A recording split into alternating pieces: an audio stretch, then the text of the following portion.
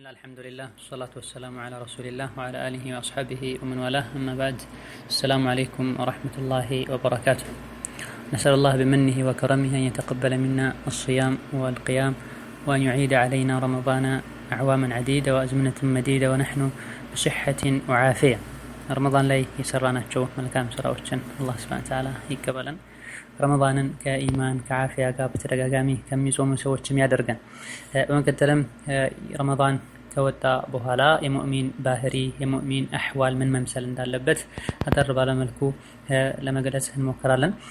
ረመዳን ቢወጣም የሙእሚን ህይወቱ እስካልወጣች ድረስ ኸይር ስራ አይቋረጥም። ሙእሚን ለሚሰራው ኸይር ስራ የጊዜ ገደብ የለውም። ህይወቱ ስታልፍ ብቻ ነው ኸይር ስራ የሚቆመው። አላህ ስብሐነ ወተዓላ ቁርአን ላይ ወዕቡድ ረበከ ሐታ ያእትየከል የቂን ሞት እስኪመጣ ድረስ ጌታህን አምልክ ጌታህን ተገዛ ብሏል። ነቢዩም በሐዲታቸው ኢዛ ማተ ብኑ አደመ ኢንቀጠዐ ዐንሁ ዐመሉሁ ኢላ ሚን ሰላስ የሰው ልጅ በሚሞትበት ጊዜ ይሰራው የነበረ ስራ በሙሉ ይቋረጣል ሶስት ነገሮች ሲቀሩ ብለው መልካም ሷሊህ የሆነን ልጅ ወልዶ የተወሰው እንደዚሁ ጠቃሚ የሆነን ዒልም ያስተማረ ሰውና ለኸይር ስራ ወጪ የሚደረግበት ወቅፍን ያደረገ ሰው ብሏል ነብዩ ሰለላሁ ዐለይሂ ወሰለም። እዘን በዚህ ሐዲስ መሰረትም የሰው ልጅ ስራው የሚቆመው ሲሞት ነው። ሳይሞት በፊት ስራን መልካምን ስራ ካቆመ አንድ ሰው አካሉ ባይሞትም ልቡ ሞቷል ማለት ነው። ረመዳን ላይ እንሰራቸው የነበሩ ኸይር ስራዎች ከረመዳን በኋላም አሉ። በእያንዳንዱ ሰዓት በእያንዳንዱ ደቂቃ ውስጥ የምንሰራቸው ኸይር ስራዎች አሉ። መፈጸም ያለብን ኃላፊነቶችም አሉ። በቀን ውስጥ 5 ወቅት ዋጅብ ሰላቶች አሉ። በዛ መሃል ደግሞ ሱና ራቲባ የሚባሉ ሰላቶች አሉ። ሌሊቱ ላይ ከኢሻ በኋላ ሱብሂ አዳን እስኪል ድረስ ባለው ጊዜ ደግሞ ሌሊት ሰላት የመስገድ በር እድላል። በዚህ መሃል ደግሞ እስትግፋር፣ ተውበት፣ ዱዓ የተለያዩ ዒባዳዎች አሉ። አላህ የሱን ደጋግ ባሮችን ደግሞ ወስፋቸውን ሲገልጽ ምን ብሏል? አለዚነ የዝኩሩነ አላህ ቂያመን ወቁዑደን ወዐላ ጁኑቢሂም ኢላ አኺሪል አያት። የሱ ደግ ባሮች ለምን እንደተፈጠሩ የሚያውቁ አላህን የሚያልቁና የተለያዩ አላህ የፈጠራቸው ፍጥረታትን እያዩ የሚያስተነትኑ የሱ ደጋግ ባሮች አላህን ያስታውሳሉ። መቼ ነው አላህ የሚያስታውሱት? ረመዳን ላይ ብቻ አይደለም፣ ሐጅ ላይ ብቻ አይደለም፣ ከጥሩ ሰዎች ጋር ሲውሉ ብቻ አይደለም፣ ሁሌም በተለያዩ ሁኔታዎች ላይም ሆነው አላህን ያስታውሳሉ። የዝኩሩነ አላህ ቂያመን ቆመውም አላህን ያስታውሳሉ፣ ወቁዑደን ቁጭ ብለውም አላህን ያስታውሳሉ፣ ወዐላ ጁኑቢሂም ጎናቸው ላይ ሆነው ተኝተውም አላህን ሱብሓነሁ ወተዓላ ያስታውሳሉ። አላህን ማስታወስ ማለት በምላስ ብቻ አይደለም። አላህን ሱብሓነሁ ወተዓላ ማስታወስ በምላስም በልብም ከዝክሮች ሁሉ ጠቃሚ ዝክር ልብና ምላስ አብሮ የሚያደርገው ዝክር ነው ይላል። በጣም ዝቅተኛው ዝክር በምላስ የሚባል ዝክር ነው ይላል። የአላህ ደጋግ ባሮች በምላሳቸውም በልባቸውም አላህን ያስታውሳሉ። ተኝተውም ቁጭ ብለውም ገበያ ላይ ሆነውም የትም ሆነው አላህን ሱብሓነሁ ወተዓላ ያስታውሳሉ በልባቸው። በተለይ ይህ አላህን ሱብሓነሁ ወተዓላ ማስታወሳቸው ደግሞ ኸይረን ስራ እንዲሰሩ ወንጀልን እንዲተዉ ይገፋፋቸዋል። ረመዳን ላይ ስንሰራቸው የነበሩ ኸይር ስራዎች የኸይር ስራ አይነቶች በሙሉ ከረመዳን በኋላም አሉ። ረመዳን ላይ ግዴታ ተደርጎ ረመዳን ጾም ይጾማል እንጂ ጾም ምንጊዜም ያለ ዒባዳ። በተጨማሪ ተራዊህ ይሰገዳል እንጂ ከተራዊህ የበለጠ አጅር የሚያሰጥና ዋጅብ የሆነ ሶላት አይነትም አለ። እነሆ ከሶላት አንፃር በቀን 5 ጊዜ ሶላት አለ። እነዚህ 5 ወቅት ሶላቶችን ያልሰገደ ሰው ሙስሊም ሁሉ አይባል። ቢያንስ 5 ወቅት ሶላትን መስገድ አለበት አንድ ሰው። እንደ ኢማኑ ጥንካሬ ደግሞ በእነዚህ ሶላቶች መሃል ከፊትና ከኋላ የሚሰገዱ ራቲባዎች አሉ፣ ቀብልያና ባዕድያዎች አሉ። ሶላት ረመዳን ላይ ብቻ አይደለም ማለት ነው። እንደዚሁ ተራዊህ ተሰብስበን እንደምንሰግደው ሁሉ 5 ወቅት ሶላትን በጀማ መስገድ ግዴታ ነው። እንደዚሁ በሳምንት አንዴ ጁሙዓ ተሰብስቦ መስገድ ዋጅብ ነው ግዴታ። ወንዱ ይሄን ሰግዶ አጅር እንደሚያገኘው ሁሉ ሴት ልጅም አደቡን አሟልታ ሄዳ ከሰገደች አጅሩን ታገኛለች። ቤት መስገዱ የሚበልጥ ሆኖ ሳል ባሏን ቀስቅሳ ልጆቿን ቀስቅሳ ልብሳቸውን አጥባ ለጁማ መሸኘቷ በራሱ የሚያስገኝላት አጅር አለ። ረመዳን ላይ ኸይር ስራ ላይ እንደሚተባበሩት ሁሉ ልጆቻቸው እንዲጾሙ ተራዊህ እንዲሰግዱ እንደሚያደርጉት ከረመዳን በኋላም ያሉ ሰላቶች ላይ ዒባዶች ላይ የገፋፉ እንደሆነ ያንኑ አጅር ያገኙታል። ጾምም ደግሞ ረመዳን ላይ ብቻ ያለ ዒባዳ አይደለም፣ ከረመዳን በኋላም ያለ ዒባዳ ነው። ወደ አላህ ከሚያቀርቡ የቀልብ ድርቀትን ከሚያስወግዱ ኻቲማ መጥፎ ኻቲማን ከሚጠብቁ ዒባዳዎች አንዱ ከሙሕሲኖች ከሚመድቡ ከሙሕሲኖች ከሚያስመድቡ ዒባዶች መሃል አንዱ ነው ጾም። ሙሕሲን ማለት አላህ ልክ እንደሚያየው አድርጎ ጌታው የሚያመልክ ሰው ማለት ነው። ጾምን የሚጾም ሰው ጥርት ያለ ዒባዳ ከሚሰራ አላህን ከሚፈራ ኢኽላስ ካለው ባሪያ ይመደባል፣ ለአላህ ብሎ የጾመ ሰው ማለት ነው። ይህ የጾም ዒባዳም ረመዳን ላይ ዋጅብ ሆኖ ግዴታ ሆኖ የእስላም ሩክን ተደርጎ ይጾማል እንጂ ከረመዳን በኋላም ይህ የኸይር ስራ እድል እንዳለ ነው። ሰኞና ሐሙስ ይጾማል። በየወሩ በአረብኛ ወር አዳዲስ ወር በገባ ቁጥር ሁሉ 3 ቀን ይጾማል። በተሻለ የበለጠ ደግሞ 13ኛ፣ 14ኛ፣ 15ኛው ቀን የተጾመ እንደሆነ ይህ አመት እንደተጾመ ይቆጠራል ብሏል ነብዩ ሰለላሁ ዐለይሂ ወሰለም። ረመዳን እንደወጣ ደግሞ የሸዋል ጾም አለ። ረመዳንን ጾሞ ከዛም 6 ቀን ከሸዋል ወር የጾመ ሰው አመቱን ሙሉ እንደጾመ ይቆጠራል ብለዋል። ልክ ረመዳን እንደወጣ በዒዱ ማግስት አከታትሎ መጾም ይቻላል። እንደዚሁ ደግሞ እያረፉ መጾም ይቻላል።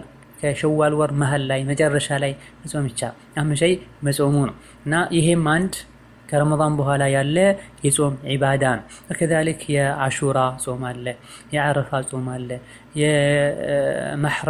የሙሐረም ወር ጾም አለ። የጾም አይነቶች እንዳሉ ነው። ረመዳን ላይ ብቻ አይደለም የተገደበው። የተፈለገው ከዚህ ሁሉም ረመዳን ላይ ስንሰራቸው የነበሩ ዒባዶች ከረመዳን በኋላም አሉ።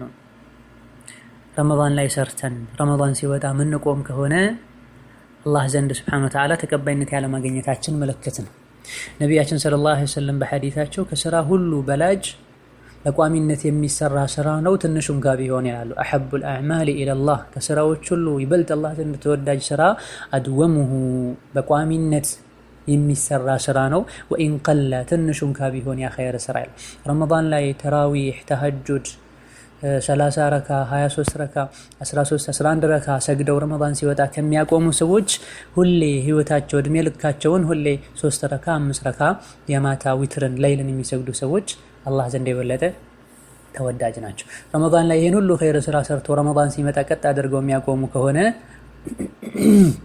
ያመልኩ የነበረው ረመዳን እንጂ ረመዳን እንጂ ጌታቸውን እንዳልሆነ ምልክት ነው። ለዚህ ነው ዑለሞች لا تكن شعبانيا ولا رمضانيا ولكن كن ربانيا ይላሉ። አንተ የሻዕባን ወራት ትሁን፣ የረመዳን ወራት ትሁን፣ የሸዋልም ወራት ትሁን፣ ይልቁንስ የአላህ ሰው ሁን ይላል። የሻዕባንም ሰው አትሁን፣ የረመዳንም ሰው አትሁን፣ የአላህ ሰውን ይላሉ። ረመዳንም ይሁን ሸዋል፣ ሻዕባን ወራቶች ናቸው ጊዜያቸውን ጠብቀው የሚመጡ። በእነዚህ ቀናት ወራት ብቻ ከሆነ አላህ የምታመልከው አንተ ወሩን ጊዜውን የምታመልክ ሰው ነህ። ላኪን መቼም የማይሞት ሁሌም ሕያው የሆነ የሚያየህ የሚረዳህ በመልካም ስራ እጥፍ ድርብ አጅር የሚሰጥህ በወንጀል ደግሞ የሚተሳሰብህ ከተውበትከም የሚመርህ የሆነውን ጌታህን የምትፈራ የምታከብር ሰው ልትሆን ይገባል። እዘን ረመዳን ላይ ኸይርን ስራ ሰርተን ረመዳን ሲወጣ የምንወጣ ከሆነ የምናቆም ከሆነ ዒባዳውን የሰራ ነው ጋጋታውን ተጠቅመን ነው፣ ሁኔታዎች ስላስገደዱ ነው።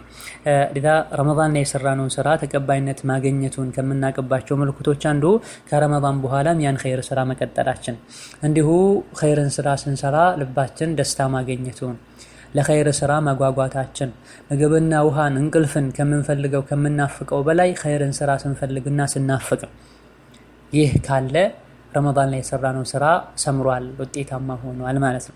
ላኪን ረመዳን ከወጣ በኋላ ወደ ወንጀል የምንመለስ ከሆነ ከረመዳን በኋላ ረመዳን ላይ እንሰራቸው የነበሩ ስራዎችን መስራት እየፈለገን ውስጣችን የሚሰንፍ ከሆነ ስራውን መስራት እየፈለገን ምንደክም ከሆነና ወደ ኋላ ምንል ከሆነ ረመዳን ላይ የተሰራው ስራ ለአላህ ተብሎ አልተሰራም፣ ተቀባይነትም አላገኘም ማለት ነው። ሌላው ረመዳን ላይ የነበረን አይነት ዒባዳና ጥንካሬ ይኖረን ዘንድ ከሚረዱ ነገሮች መሃል አንዱ 5 ወቅት ሰላትን ጠብቆ መስገድ። 5 ወቅት ሰላትን ጠብቆ መስገድ ከወንጀል እንደሚከለክል ከመጥፎ ባህሪ እንደሚያወጣ አላህ ነግሮናል። ተራ ሰላት ሳይሆን አቂሙ ሰላተን ቀጥ አድርጋችሁ ሰላታችሁን ስገዱ ነው አላህ የሚለው።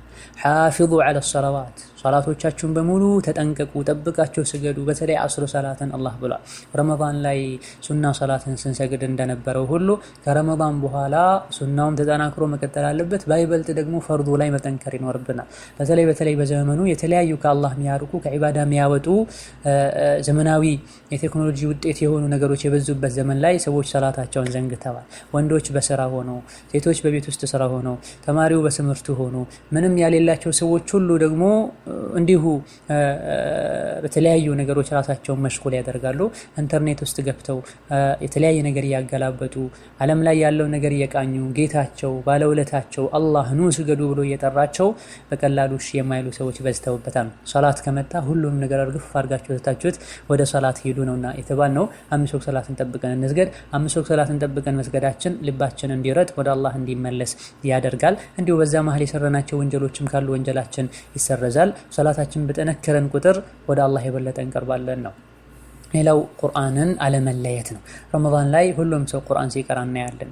በተደጋጋሚ በሳምንት ውስጥ የሚያከትሙ ሰዎችን እናያለን። ረመዳን ሲወጣ ግን ብዙዎቹ ቁርአን ላይ ይዘናጋሉ፣ ቸላ ይላሉ። ቁርአን ማለት የመንፈሳችን ምግብ ነው።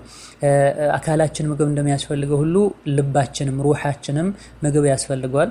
የልባችን ምግቡ ቁርአን ነው። ስለዚህ ልባችን እንዲጠነክር ከፈለገን ቁርአን በብዛት እንቅራ። እንዲሞት ደግሞ የፈለገ ሰው ልቡ እንዲደክም የፈለገ ሰው ከቁርአን ይርቃል። እዛ ቁርአን አላህ Subhanahu Wa Ta'ala የሰው ልጆች መመሪያ አድርጎ ነው የመጣው። በእያንዳንዱ ሐርፍ 10 ሐሰናት ይገኛልና ይሄንም ታሳቢ በማድረግ እንደዚሁ ዕውቀት ለመጨመርም አላህ ዘንድ Subhanahu Wa Ta'ala ለሙእሚኖች የተዘጋጀውን ኒዕማ ለሙጅሪሞችና ለሚባዮች የተዘጋጀውን ቅጣት ከቁርአን ነው ይሄን ሁሉ የምናገኘውና ከቁርአን የኖረ ሰው ከአላህ ጋር እንደሚነጋገር ነው። ቁርአንን ቀጥታ መቅራት የማይችል ሰው ቁርአኖችን በመስማት ለመቅራት በመሞከር በቁርአን ዙሪያ የተጻፉ ነገሮችን በማንበብ በመስማት ከቁርአን ጋር ልንኖርና ልንቀርብ ይገባናል። እንደዚሁ ከዚሁ ተያይዞ ከቁርአን ቀጥሎ ዚክር ልናበዛ ሁሌም አላህን ልናስታውስ ይገባናል። ይህን ያደረገን እንደሆነ ረመዳን ላይ የነበረን አይነት አህዋል ይኖረናል። ሌላው ዱዓ ማብዛት ነው። ዱዓ የሙእሚኖች መሳሪያ ነው። የመጣውን በላ ያነሳል፣ ሊመጣ የነበረውንም በላ ይመክታል። ቀደርን የሚመልስ ነገር ቢኖር ዱዓ ነው ብሏል። መሆኑም አላህ እስትቃማ እንዲሰጠን ኸይርን ስራ እንዲያግዘን ከወንጀል እንዲያርቀን ዱዓ ልናደርግ ይገባናል። በተለይ ሸርጡን አሟልተን ያደረግነው ዱዓ አይመለስም።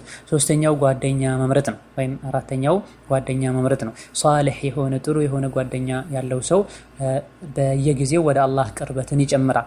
ይህ ጥሩ ጓደኛው ለኸይር ነገር ያግዘዋል፣ ከመጥፎ ነገር ይከለክለዋል። መጥፎ ጓደኛ ያለው ሰው ደግሞ ወደ መጥፎ ነገር ይወስደዋል። በቀጥታ መጥፎ ነገር ላይም ከባይዘፍቀው ከነበረበት ጥሩ ሁኔታ ወደ ታች ያወርደዋል። ባለንበት ዘመን የሰው ልጆች በተለያየ የመገናኛ አውታሮች ከሰዎች ጋር እየተገናኙ የተለያየ ዓላማ ያለው ሰው የተለያየ ህደፎች ግቦች ካሉት ሰው ጋር ጓደኛ ይሆናሉ ሰዎች። ሱብሃንአላህ ድሮ በአካል ብቻ ነበር ጓደኛ የሚሆነው፣ ዛሬ በልብ ጓደኛ ይሆናል። ስሙን በትክክለኛ እንኳን ስሙን የማያውቁት መልኩን የማያውቁት ማንነቱን የማያውቁትን ሰው ፌስቡክ ላይ አግኝተውት ዋትስአፕ ላይ አግኝተውት ጓደኛ ያደርጉታል። ምናልባትም ካፍር ሁሉ ሊሆን ይችላል። የሙስሊም ስም ተጠቅሞ ሙናፊቅ ሁሉ ልትሆን ትችላለች የሙስሊም ስም ተጠቅማ። እዚህ ላይ ይጻጻፋሉ፣ ይገናኛሉ፣ ይዋደዳሉ። ከዛ በኋላ ለአላህ ብዬ እወድሃለሁ ሁሉ ይባላል። ለአላህ ብሎ መውደድ ይሄን ያክል የረከሰ አይደለም። ለአላህ ብሎ መውደድ ትልቅ ዒባዳ ነው። ለአላህ ብሎ መውደድ ማለት የሚወዱትን ሰው ወንጀል ሲሰራ አይቶ ተው ማለት ነው። ጉድለት ካለበትም ኸይር ስራ ላይ እንዲበረታ ማድረግ ነው እንጂ ግሩፕ ውስጥ ያለውን በሙሉ ዘፈን የሚያደምጠውን ሴቷ ሆና ከወንድ ጋር የምትላፋዋንም ሐራም የሚሰራውንም ያሉበትን ግሩፕ ሁሉ ለአላህ ብዬ ወዳችኋለሁ ናፈቃችሁኝ ኢላ አኺር ከስሜት ጋር ስለሄዱ ናፈቃችሁኝ ይባላል። ሐቂቃ ሰው ከሚወደው ሰው ጋር ይቀሰቀሳል ብለዋል ነብዩ ሰለላሁ ዐለይሂ ወሰለም። ውስጡ ላይ የተለያዩ ዘፈኖች የሚለቀቁበት ግሩፕ ነው።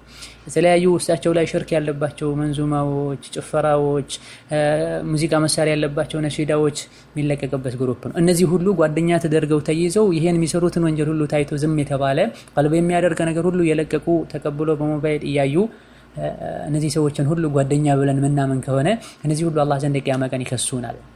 እንደዚሁ ቀልባችንን ያበላሹብናል።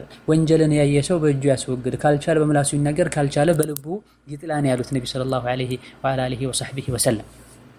ይሄን አውቀን ጓደኛ ልንመርጥ ይገባናል። ከጥሩ ሰው ጋር ልንውል ይገባናል። በመጨረሻም ለአኺራ ዝግጅት ማድረግ ነው። ሁሌ ጭንቃችን አኺራ ምን ይዤ ነው የምቀርበው የሚል ጭንቅ ሊኖረን ይገባል ውስጣችን ላይ። አዱንያ ላይ ቤት ያሌለው ሰው ንብረት ያሌለው ሰው ደሃ ይባላል። ይሄ ቀላል ነው፣ እንደምንም አዱንያ ህይወትን ማሳለፍ ይችላል። በጣም ትልቁ ደሃ አኺራ ላይ ምንም ሳይዝ የሄደ ሰው ነው። ረመዳን ላይ ብዙ ለአኺራ ዝግጅት ስናደርግ ቆይተናል። ረመዳን ሲወጣ የዝግጅት መቋረጥ የለበትም እላለሁ።